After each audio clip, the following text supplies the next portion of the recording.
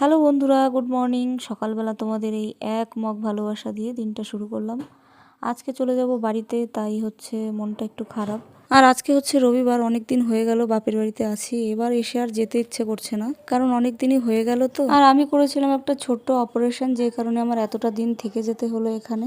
আর এই দেখো, বাড়ির সামনে একটা পালানে হয়েছিল এত বড় কুমড়ো, তাই কুমড়োটা নিয়ে যাচ্ছি, বাড়িতে গিয়ে তরকারি করে খাবো। আর এই যে দেখো, মা দিয়েছিল আমসত্ত্ব, তাই বলছিল দুটো নিয়ে যেতে, তাই এই যে দেখো এই আমসত্ত্বগুলো নিয়ে যাব। আর এগুলো হচ্ছে তিতে পাট, বাড়িতেই হয়েছিল, খেতে একটু তিতকুটে লাগে। যাই হোক, এই যে বর্দি পাঠিয়েছে কিছুটা বড়ি, আর এই আমসত্ত্বগুলো প্যাকেট করেছি, এই কিছুটা ঝিঙে, পটল ডাঁটা, আর নিচ্ছে হচ্ছে লেবু। আর দেখো, নিয়েছিলাম এই কলমি শাকগুলো, কারণ যাবার আগে মাঠে গেছিলাম একটু শাক তুলতে। এটা ওটা করে দেখো এতগুলো সবজি হয়েছে। আর এই যে কাঁচকলা নিয়েছিলাম কিছুটা। আর মা গেছে বাজারে, মাকে বলেছিলাম একটু মাংস নিয়ে আসতে, তাই ভেবেছিলাম একটু তরকারি করে বাড়িতে নিয়ে যাব, বাড়ি গিয়ে ভাত বসাবো। তো মা বললো আর বাড়ি গিয়ে রান্না করতে হবে না, তাই আসার পথে ওখান থেকে কিছুটা ভাত এনেছিলাম আমি, যাতে রাত্রে আর কষ্ট করে রান্না না করতে হয়। কারণ ও বাড়িতে অনেক দিনই যাওয়া হয়নি, 1 মাস হয়ে গেল প্রায় বাড়ি ছাড়া, আর সব কিছু এলোমেলো হয়ে আছে।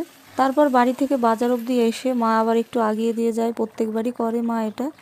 রাস্তায় দেখো কত সুন্দর সিঁদুরে মেঘ দেখে আর লোভ সামলাতে পারলাম না, তাই ক্যামেরাটা বের করে নিলাম।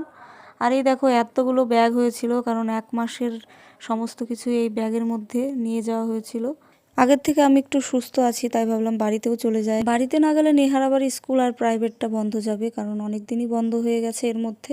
এই যে দেখো, মা আবার কত সুন্দর করে গুছিয়ে খাবার ভরে দিয়েছে। তো ভিডিওটা কেমন লাগলো জানিও। তোমরা সবাই ভালো থেকো, সুস্থ থেকো, দেখা হচ্ছে পরের ব্লগে।